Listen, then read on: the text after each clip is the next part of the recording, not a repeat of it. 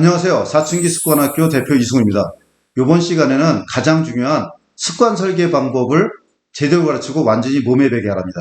그래서 아이가 바뀌는 건 결국 습관이지, 습관이 돼야지만 몸에 배고 이게 무의식적 영역이 들어가야 되거든요. 근데 아이들이 청학동 같은 경우 문제가 뭐냐, 강압에 의해서 애를 고칠 수 있다? 아닙니다. 그 환경만 벗어나면 말짱 도루묵이에요.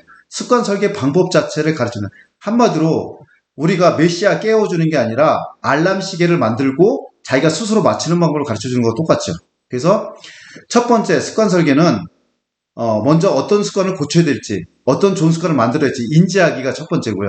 이 인지하기 단계에서는 반드시 구체적으로 명확해야 됩니다. 언제, 어디서, 어떻게, 무엇을 할 것인가.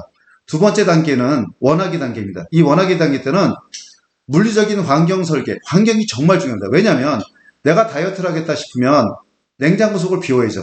이게 내가 담배를 안 피겠다면 담배 자체를 없애야 되지 않습니까? 이게 그 다음에 세 번째는 하기 단계. 이때는 습관은 기간이 아니라 횟수입니다. 반드시 몇 번 했느냐. 그래서 많은 횟수를 해야지만 습관이 만들어지고요. 마지막으로 보상 단계.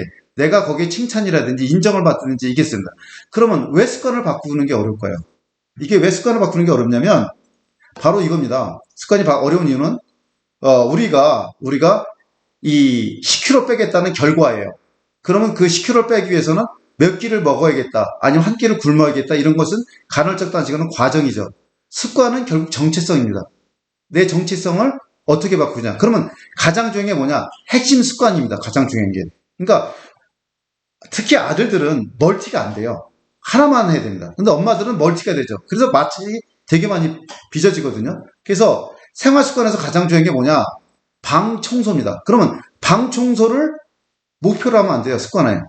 정리정돈이 돼 있으면 방 청소가 횟수가 줄어도 상관없거든요. 그러니까 아이한테 중요한 거는 그 행동을 끝나지 말자 그 정리정돈하는 습관을 만들어주는 거죠.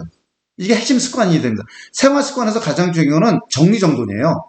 이게 정리가 제일 중요하죠. 그 다음에 근본 원인이라고 그러거든요. 그 다음에 다이어트는 목표가 다이어트가 되면 근본 원인은 뭐냐? 올바른 식습관이에요.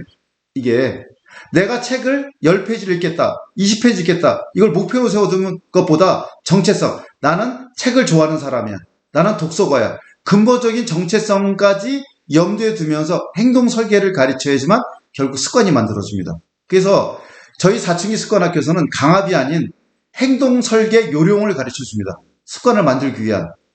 그 설계하는 방법부터 아이가 알아야지만 내 습관을 만들고 자기에 대한 어떤 자존감이 높아지겠죠.